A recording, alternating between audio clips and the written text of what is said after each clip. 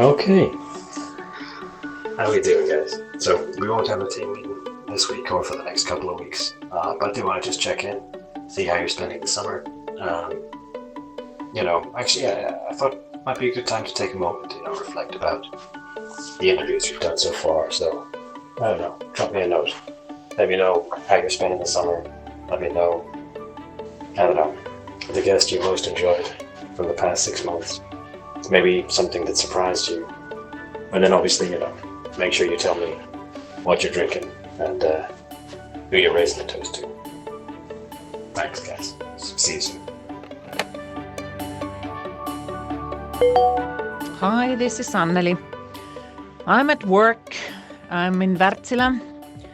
I'm going to focus on the upcoming quarterly results communications as I'm the head of internal and regional communications here.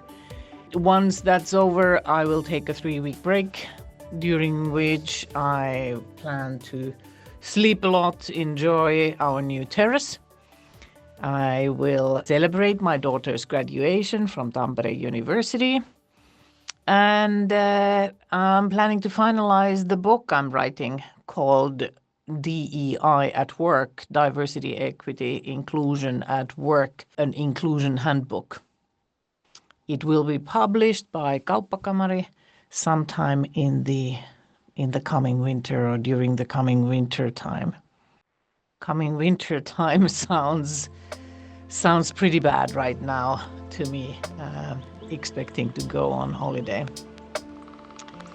and enjoy the summer. Right, so where am I? Right now I'm in a place called Onkamo. It's quite close to Joensuu. I'm here at the mökki of my in-laws. Interesting thing is that actually I'm here by myself. My wife actually is not with me. She has to work, so she stayed in Helsinki. And I came here to pick up our kids and our doggy, who have been here for quite a while. The summer has been quite eventful, and it feels like it's been a long summer, even though we're not even yet at the kind of formally in the middle of the summer. But as you guys know, I've been 2.5 months away in Australia, in Brisbane, on a research visit, enjoying surfing and low alcoholic beers and Australian lifestyle in general. It was really it was a blast, basically. I mean, enjoyed every minute of it, and enjoyed rugby as well. So became quite a big fan of rugby. And then after that, I've spent some time traveling in Asia, and I went to see Korea, the south part, not the north one. Even though I did visit the buffer zone between the two Koreas, and then from where you can see actually, something from the northern side as well. Quite an interesting place. You could also see a tunnel that supposedly North Koreans have built underground at 70, was it 3 or 5 meters deep? And I've been in that tunnel. It's pretty wide actually, even for me. And the idea, according to South Koreans, was that within an hour or so, this 30,000 soldiers can pass through this tunnel and conquer Seoul really quickly. But then they discovered that I think it was in 1970s, and nowadays it's a tourist attraction. Yeah, so that's the story. It feels, at the moment, I've been in Finland for a couple of days only, so I'm kind of going through some cultural shock. I've been away for too long, maybe, and it's pretty cold. Even in Australia it was winter, but Australian winter is supposedly it's warmer than Finnish summer, it seems. Anyway, that's the story. Hello. All right, so question number 1. I am currently in Croatia. I've been here for about a week. I was traveling through Bosnia and Herzegovina yesterday, and today I'm flying out to Milan, Italy. So I'm spending my summer vacation in the Mediterranean area in super, super hot heat. It was 43 degrees here yesterday, so yeah, surviving. And I'm coming to you from a wet and windy London. We decided to take the kids to get to know their British heritage this summer, and so we've been in London now for a few days. We'll be in the UK for a few more weeks, and it has done nothing but rain since we got here. So they're getting a real taste of what it's like to live in the British capital. Hi, this is Bella, producer of FLT, usually behind the mics, but today finding myself in front of the mic. I also seem to be the only person with the pleasure of having the proper mics today. I'm currently spending these summer days in the city, city of Espoo, enjoying some biking adventures to the beach, and just watched my son play in his first football tournament, the Helsinki Hesa Cup. Surprised myself by becoming the team's #1 fan, giving encouraging shoutouts from the field sidelines. Reflecting back on the leaders we have interviewed, I must say that I enjoyed the interview with Valtteri Raekallio a lot. The revelation for me was actually related to the physical and the psychological trust required by the leader and the team members who work so closely, physically closely, all the time when they practice, when they perform. It is so close, so real, so haptic, tactile, even when you have to trust yourself in the hands of your colleagues. But not just that, there it dawned to me that the leader's job is also to make sure that the outcome of your work as a leader matches your own and your team's vision all the time. Every time you do a new performance, it needs to reach the height of your vision. It needs to convey the message you intended to convey and get people to come and watch and pay for the experiences of the performance.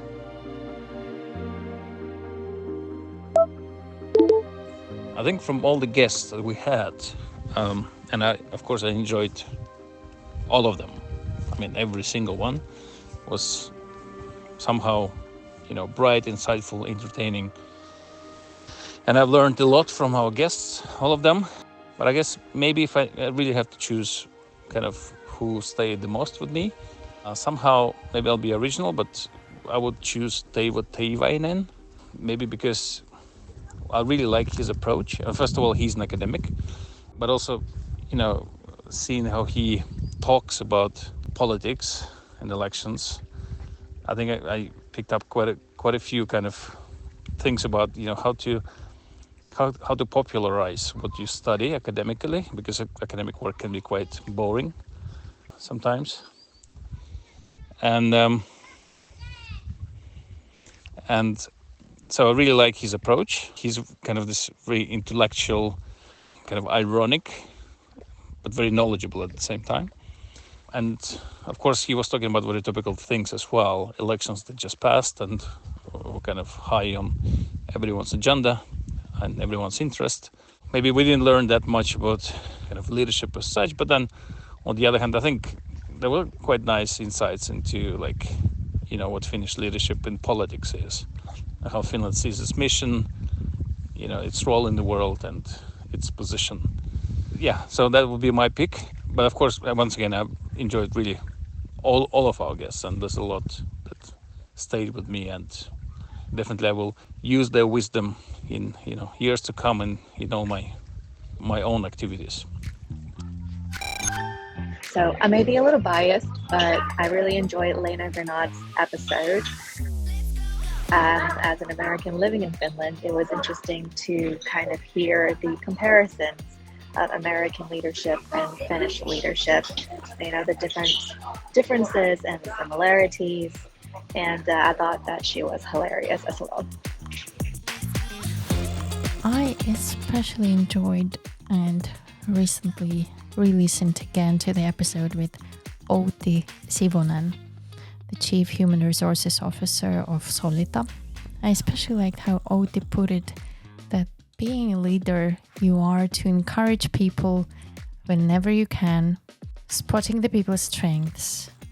As a leader, you need to encourage people, showing the people the landscape of possibilities. And for that message, for that communication to work, the leader must indeed have that common trust with that person. Outi spoke about trust a lot. And for that, you really need to be present with these people to really know them. And it's not just about being nice. Outi talked about giving honest feedback and being able to receive the feedback. How important it is also to project it to others that yes, you indeed can take the feedback. They can give it to you. They should come forth with it.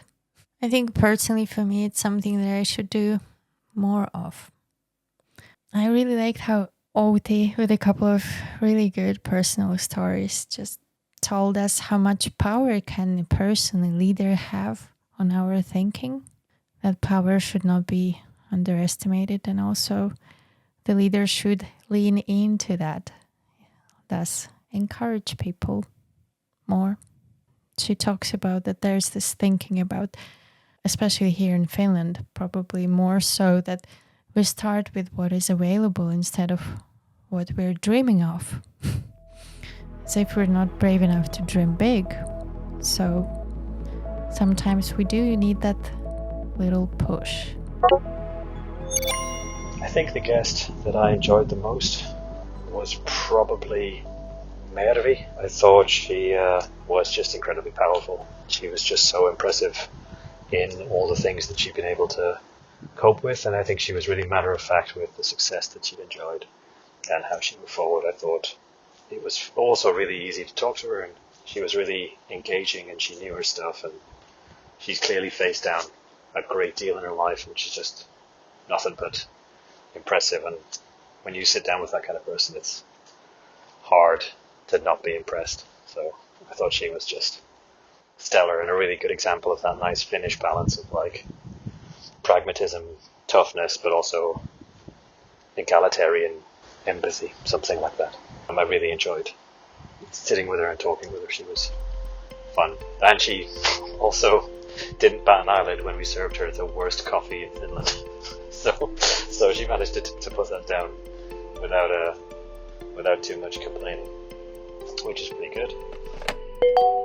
What has been a positive surprise to me during these interviews is that not many of those leaders who we have interviewed talked about the loneliness of the job, the experience through which the leader who is in the position of authority feels or can feel very isolated or even alienated from the rest of the organization or even their team.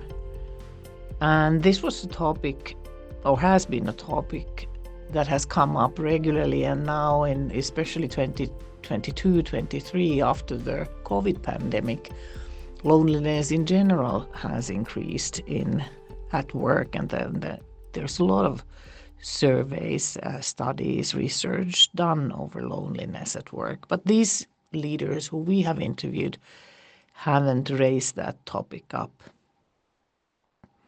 Speaking of those surveys, some surveys even say that over 50% of leaders experience feelings of loneliness as part of their work, which is surprising. Perhaps we could draw the conclusion from this that the leaders we have interviewed have actually created some sort of a system or ways to not feel so isolated, work together with their teams in a different way. I hope so. There's so much to talk about surrounding Finnish leadership that I feel like we will never not have anything to talk about. I think that's the most surprising to me, because when you think about Finnish leadership, I don't know, at least for me in the beginning, I thought that, it was very limited in a way. But what surprised me the most is that there's so much to talk about, and I think that's a wonderful thing. The thing that surprised me the most is probably the humor. I mean, Finns usually have kind of a dark side of, Finns are usually known for a dark sense of humor, but everybody we've talked to has been really so warm and funny, quick on their feet, and always good with a joke. And I think that's a really good sign for probably how they diffuse situations and manage people and work with people. So I think there's that humor kind of gives you the sense that they take their work seriously, but they don't take themselves maybe too seriously. And I think that's a trait we should probably dig into a little bit more, because I always find it really compelling when you sit down with somebody and you can share a joke and a smile and that kind of thing. Maybe what was surprising from all our discussions, maybe two things for me. One is that, well, of course, living in Finland, you get some kind of understanding, feeling about Finnish leadership. You meet people and you see how they behave and so on. But I mean, what really kind of became very evident in our discussions with our different guests was really the extent to which Finnish leadership, or at least the people we talked to, how human-centric they are in what they do, in their thinking, in their mindset. And well, I knew that that's going to be the case, but I mean, the extent was surprising. I think it's really about, to a large extent, it's about giving rather than taking. It was something that I was not expecting to be of such significance. And the second thing is this, again, we also know that, I guess it's kind of, everybody knows that, Finnish leaders, there's humility in what they do, how they behave as well. So there's lack of these egocentric tendencies and stuff like that. But again, what surprised me the most was the extent of this. This is a lot not about, building one's own career or like one's own status, or I don't know, improving one's financial situations and things like that. But it's more like really seeing how people around you develop, making sure that everybody feels good about what people do. They feel good at the workplace, in the collective, and things like that. So, well, again, things that we expected to find, but then I guess the extent to which we found them was really surprising. And in the end, I think also something that surprised me, maybe the third thing, is the extent of enthusiasm, kind of a motivation and affection that people have about their work. So we tend to think that Finnish people are quite reserved. They don't really express their emotions. They don't really go deep into. They don't really easily get this emotional attachment to what they do. But I guess we saw a lot of examples in this podcast that we've done, but people are really passionate about what they do. Passionate so that you kind of think that this is not even Finnish. Yeah. So, but really fascinating stuff, and looking forward to continue this adventure with you guys. I think what has surprised me most about our discussions so far is how profoundly it has reshaped my own perspective on leadership. Before joining FLT, I must admit that I hadn't given much thought to the leadership topic. There were some really good bosses in my life, there were bad ones, but my own thinking about the topic didn't go far beyond just making that distinction. In this podcast, we are talking about the leadership philosophies. And even though there is this certain common thread, this common values platform that encompasses all our leaders, even so, with each episode and every guest, there is yet a new angle to the topic, a new facet uncovered. A particularly eye-opening moment for me occurred during a workshop I have visited this past spring, and we were asked to create a personal mission statement on the spot. While This task could have led me in many different directions. This work with the FLT team, these episodes, and my growing passion and curiosity about the leadership just crystallized to me at that spot into this mission. I want to help leaders to make better decisions. Leadership is both a personal and a public journey. And for our audience, whether you are an aspiring leader or a seasoned professional, I hope you do find immense value in the podcast as you navigate your own leadership path. Another thing that continues to surprise me in a very positive way, though first quite uncomfortable, is how I have myself been asked to appear in front of the mic, something not very natural to me. But it truly marks an inclusive environment in our own FLT team. So thank you, Mark, Anneli, Alexei, and Kelly, for that. I continuously learn from you. And thank you for constantly pushing me outside my own comfort zone. But this is how we grow, right? To you. And the last question. So my drink is champagne. Its taste is crisp and bubbly. So I would like to raise a toast to all Finnish leaders. May you always have that quiet confidence and don't be afraid to smile a bit. My drink this summer? I've tasted the Harry Potter butter beer, and I have to say it's not all it's cracked up to be. That is some good movie making, not a good beverage. Tonight I will be, like any good old Englishman, sipping a French wine. A nice Pinot, I think, to keep me warm in this freezing British summer. Yeah, but it's been fun. It's been fun, guys. It's been a fun 6 months on this show so far. So I also just wanted to say, like, wherever you are and whatever you're up to, I hope you're having a great summer. I hope you get a chance to relax and detach. I hope you get to think of all the questions that you've ever wanted to ask for Finnish leaders, and I hope you're still curious. I'll see you when I'm back. Thanks, guys. Bye. Right now I'm sitting in the conference room enjoying my Johan Nyström's Caffè Latte La Bomba here on the 5th floor, Femma Cafe at Wärtsilä, and the brewing machines are the most used in whole Finland.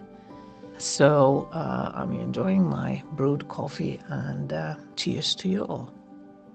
Since I'm actually in the mökki by beautiful lake in Onkamo, my choice of a drink today is obvious. It's a Finnish lager. It's actually Sandals, the cheapest I could find. But I actually did miss a lot, like being away from Finland. I really miss this, the taste of basic Finnish lager. That's what I'm having, and I think it's also symbolic that this is actually Sandals, because the whole kind of the narrative around this brand is about this guy who is actually called Sandals, Johan August Sandals, who, there's different stories that are printed on cans, where the guy basically, when things happen, he still stays, true to his values, and, he pushes his agenda and he does what he thinks is the right thing to do, irrespective of what's, how things are changing and evolving around the guy. And I think this is to some extent the essence of Finnish leadership as well. And cheers to that, to this kind of perseverance, to staying true to who these people are and what Finnish leadership is all about, to the values of that Finnish leadership entails, and believing that this is the right way to go, and actually pursuing this path. So cheers to that, and looking forward to more adventures to come. Cheers, guys, to you. I had to look it up, and the distinction between the managers and the leaders, and how Warren Bennis put it, the managers are people who do things right, while leaders are the people who do the right thing. With this, I raise my glass of this wonderful, sweet, summery sangria, Don Simon sangria, that can now be found dangerously convenient in your supermarket here in Finland after they passed the law this spring. So I raise my glass of this red wine cocktail to you, to all the leaders who do the right thing. And I hope it's you, dear listener, whichever position you find yourself in. I know you can be the leader who does the right thing, but also you can be the person encouraging the others, showing them the landscape of the possibilities.